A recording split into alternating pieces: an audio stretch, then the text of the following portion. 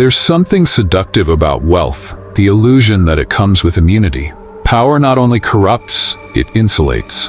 And nowhere is that insulation more grotesque than in the rarefied circles of New York's elite, where billionaires, models, moguls, and monsters all attend the same parties. Sometimes they shake hands, sometimes they share secrets, and sometimes they share victims. Jeffrey Epstein wasn't just a name, he was a password. A man whose net worth could open any door, silence any witness, and burn any evidence. Behind his manicured smile and private jets was a predator whose empire was built not just on money, but on exploitation. But Epstein didn't operate alone. He didn't have to. In those circles, the line between enabler and elite was paper thin. Ghislaine Maxwell played the role of madam, socialite, and loyal lieutenant. Her charm disguised the rot beneath her designer dresses. The world saw a glamorous British heiress. Survivors saw a gatekeeper to hell. And then there was Donald Trump. For years, Trump danced in the same glittering rooms as Epstein. They posed for photos, they laughed over drinks. The evidence of their social connection is undeniable. But the true depth of their relationship? That's where the shadows begin. Their friendship wasn't an open book, it was a locked vault. One that people have tried desperately to crack open, only to be met with legal threats, stonewalling, and silence. According to public accounts, Trump once described Epstein as a terrific guy. He noted Epstein's love for beautiful women on the younger side. Comments like that didn't age well, but they revealed a truth long ignored. These weren't isolated friendships. This was a network, a brotherhood of privilege, where women were currency and accountability was a joke. Mar-a-Lago wasn't just a resort, it was a hunting ground. Multiple women have said that Epstein recruited them while they were working there, under Trump's employment. Some were as young as 16. The Palm Beach mansion, the massages, the secrecy, it all threaded together into a tapestry of abuse. But even more disturbing than what we know is what we don't. For years, Trump maintained a veneer of distance from Epstein. He claimed they fell out, that he banned Epstein from Mar-a-Lago, that he didn't know the full extent of Epstein's crimes. But documents and testimonies suggest otherwise. A lawsuit filed in 2016 accused Trump and Epstein of jointly raping a 13-year-old girl. The case was abruptly dropped, but the accusation never faded. In fact, it became part of the larger pattern of silent stories, buried settlements, and gag orders that have become a signature of the Trump brand. Hey, it would be nice to have you with us on this channel. Please kindly click on the subscribe button now to join us on Crime Whispers. Turn on your notifications and leave us a like. Epstein's infamous Black Book, the one that listed names, numbers, and coded references, included Trump's contact information. Flight logs showed Epstein's private jet making frequent trips to Florida and New York. But the most damning pieces weren't in the air or on paper. They were human. Survivors, women who spoke up, only to be buried under the weight of denial, ridicule, and media gaslighting. Trump's defenders have long argued there's no definitive proof of criminal involvement, that photo ops don't equal complicity, that guilt by association is a dangerous game. But when associations include names like Alan Dershowitz, Prince Andrew, Bill Clinton, Harvey Weinstein, and Ghislaine Maxwell, that argument starts to fray. And then there's Melania. She entered the picture in 1998, a Slovenian model caught in Trump's orbit at a Manhattan party. By 2005, she was Melania Trump, the first lady in waiting, the picture of poise and restraint. But questions lingered. How did they meet? Who introduced them? Was Epstein involved? Some say yes. That Epstein, with his connections to the modeling world and his perverse interest in recruiting young women, had a hand in facilitating the meeting. Others say no. That Trump, ever the alpha, needed no help selecting his next trophy. But the fact that these questions even exist is telling. In the world Trump and Epstein shared, introductions weren't innocent. They were curated. Melania herself has remained largely silent on the subject. Her public image is tightly controlled, but her proximity to the scandal is undeniable. She was present during the years Trump and Epstein socialized most heavily. She attended the same events, she knew the players, and yet, her name rarely surfaces in the investigations.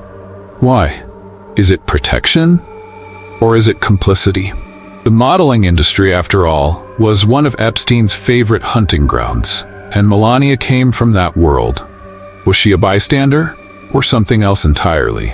As the public grew more obsessed with Epstein's crimes, the Trump administration worked hard to bury its ties. Federal agencies dragged their feet, reporters faced pressure. Legal teams moved swiftly to quash lawsuits and discredit victims. It was a campaign of silence, built not just to protect Trump's reputation, but to erase history. But history doesn't go quietly. In 2019, Epstein was arrested again. The charges were serious, the evidence overwhelming. The world finally paid attention, just in time for him to be found dead in his jail cell. Official cause: suicide. Public consensus: assassination. Theories abounded. Who wanted him dead? Who had the most to lose if he talked? The names in his address book included presidents, CEOs, and royals. Any of them had motive. All of them had means. And then came Ghislaine. Her arrest in 2020 reignited the fire. Her trial was filled with damning testimony, but noticeably void of high-profile names. It felt sanitized, convenient, as if justice had a ceiling. Trump, as usual, deflected, claimed ignorance, wished Maxwell well on national television. A strange move. Unless you understand the language of secrets. In that world, silence is currency. A public nod can be a private payoff. Despite mounting evidence, Trump faced no legal repercussions related to Epstein. Some believe that's because he truly had no involvement. Others believe it's because he had better lawyers and more to hide. Still, the court of public opinion is split. Is Trump a bystander, a beneficiary, a co-conspirator? The truth may never surface, buried beneath layers of privilege, NDAs, and broken lives.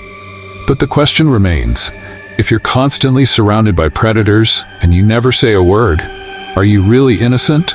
The survivors rarely looked like victims. That's part of why the world ignored them for so long. These weren't the tear-streaked faces of a crime show reenactment. They were young women, many of them beautiful, confused, and too ashamed to speak, groomed into silence, paid to disappear, threatened into compliance. When they did speak out, their stories were picked apart by attorneys, shredded in the press, and doubted by the very institutions meant to protect them. Some of them worked at Mar-a-Lago. Others came from vulnerable backgrounds, runaways, immigrants, girls whose lives already existed in the margins. And then they met Ghislaine, or Jeffrey, or one of their many proxies who knew exactly what to say, how to flatter, and how to trap. They were promised modeling contracts, college tuition, and financial freedom. Instead, they were ushered into a life of abuse, flying on private jets, living in mansions, and being passed around by men in suits. Among the names that kept resurfacing? Donald Trump. One survivor alleged she was just 13 when she attended parties at Epstein's New York townhouse, the same place where Trump had once reportedly been seen in casual settings. She described the men there as acting like gods, untouchable, entitled, above consequences. In their eyes, she wasn't a child, she was a commodity. The lawsuit that followed, filed anonymously under the name Jane Doe, accused both Trump and Epstein of rape. The girl said she was too afraid to speak out until years later, too afraid of what Epstein would do, too afraid of what Trump's lawyers could do. The case was eventually dropped, not dismissed, just dropped, quietly. No judge, no trial, just another story snuffed out. But her words lingered. In the documents, she described Epstein's home as being filled with cameras, rooms wired, conversations recorded, bodies filmed. The kind of place where secrets were never kept. They were cataloged, archived, used. Blackmail wasn't an accident in Epstein's world. It was a currency. And some of the most powerful men in America might have been in his debt. What happened to those tapes, the servers, the safes? No one seems to know. When Epstein was arrested in 2008, he served just 13 months in a cushy Florida jail, allowed to leave 6 days a week for work release. A plea deal brokered in secret by then prosecutor Alex Acosta who would later become Trump's Secretary of Labor. When asked about the case, Acosta once reportedly said, "I was told Epstein belonged to intelligence and to back off." That phrase, "belonged to intelligence," rippled across every conspiracy board, news channel, and dark corner of the internet. Was Epstein working for someone? Was he running a honey trap? Was that why men like Trump and Clinton got away clean? We may never know. But the coincidences piled up like corpses. Trump's name didn't just appear in Epstein's black book. It appeared 17 times. Phone numbers, extensions, addresses. Not casual listings, regular contacts. Some said Trump allowed Epstein to use Mar-a-Lago to recruit girls. Others said Epstein brought girls to Trump's parties. Regardless of who invited whom, the reality was this: they moved in the same rooms. They shared the same appetites. And the girls? They paid the price. Melania was always nearby. She rarely spoke publicly about Epstein, never addressed the lawsuits, the victims, or even her husband's documented friendship with a now convicted sex trafficker. Her silence was clinical, almost strategic. But there were whispers that she knew more than she let on, that she was present during key encounters, that she witnessed the grooming culture firsthand, and that she chose to remain complicit. In Trump's orbit, wives didn't ask questions. They posed for photos, attended events, and maintained the illusion of family unity. Melania was the perfect mask, elegant, unreadable, and quietly haunted. In interviews, she dodged personal questions with precision. But behind closed doors, insiders said she ruled her domain with steel. Was she protecting herself? Her son? Or was she just protecting the brand? The Trump brand, after all, was built on illusion. A gold-plated empire of fake wealth, manufactured power, and ruthless media manipulation. Trump wasn't born into politics. He bulldozed his way in, and his friendship with Epstein wasn't a secret. It was a feature. Epstein brought connections, girls, leverage, things a man like Trump could use. They were mirror images, billionaires obsessed with control, addicted to excess, and deeply transactional in how they treated people. Epstein's women weren't lovers, they were inventory. Trump's wives weren't equals, they were trophies. When he tired of them, he moved on. By the time Epstein was arrested again in 2019, Trump was president. And the Department of Justice? His department. Reporters asked questions, investigations began to circle, and suddenly Epstein was dead. Found in his cell, alone, after the cameras malfunctioned and the guards fell asleep. If that sounds unbelievable, it's because it is. What do you think about this tragic event? Please leave your thoughts in the comment section and tell us where you are watching from. Your engagement helps us grow this channel. The autopsy showed broken bones in his neck, consistent with strangulation, not hanging. The cell had been cleaned before photos were taken. No suicide note, no final words, just a dead man who knew too much. And conveniently, the one woman who knew almost as much, Ghislaine Maxwell, vanished. For nearly a year, no one could find her. Until suddenly, she was arrested at a $1 million hideaway in New Hampshire. The woman who once sat at the center of the elite social web now wore handcuffs. But even then, the truth remained buried. At her trial, prosecutors avoided naming names. The court focused on a narrow set of crimes, enough to convict her, but not enough to crack the wider conspiracy. She was sentenced, she was silenced, and the system moved on. Trump's name didn't come up, not once, not in testimony, not in cross-examination, not in closing arguments, as if he'd never been part of it at all. But survivors remembered. Virginia Giuffre, Maria Farmer, Sarah Ransom, women who said the same things over and over, that Epstein was protected, that his clients were shielded, that the truth was being scrubbed before the public ever got close. Giuffre in particular was vocal. She accused Prince Andrew of rape, she mentioned Alan Dershowitz, she testified about Epstein's network, the way girls were moved like cattle across state lines and international borders, and she hinted more than once that political figures were involved. Figures in office, in power, still walking free. Trump's lawyers, of course, dismissed it all as fiction. Media hit jobs, election season distractions. But the smoke was too thick to ignore. Something had burned. The question was what? Years later, as new documents slowly leaked from sealed court cases, Epstein's reach became clearer. His money touched tech billionaires. His emails reached CEOs and former presidents. He had a private island, a guest list, and a ledger of who stayed, who paid, and who played. Melania remained publicly silent. Her social media accounts showed curated glimpses of motherhood, fashion, and diplomacy. But her eyes? They always looked somewhere else, like she was watching a fire burn that only she could see. Did she know about the flights, the parties, the girls? Did she see the darkness in the man she married? Or was she part of the same game? A silent queen in a kingdom built on rot? By the time Maxwell was sentenced, most of the world had already moved on. The pandemic, the elections, the next scandal. Attention is fleeting, justice even more so. And for survivors, that was the final betrayal, the quiet forgetting, the collective shrug. The truth is, the Epstein case was never about one man. It was about a system, a pipeline, a culture that rewards power and punishes pain. Epstein didn't invent it, he just perfected it. Trump didn't build it, but he benefited from it. And Melania? She watched it all unfold, from the front row. You'd think a story like this would end in justice, that the right people would be arrested, that the survivors would find peace, that the monsters would rot.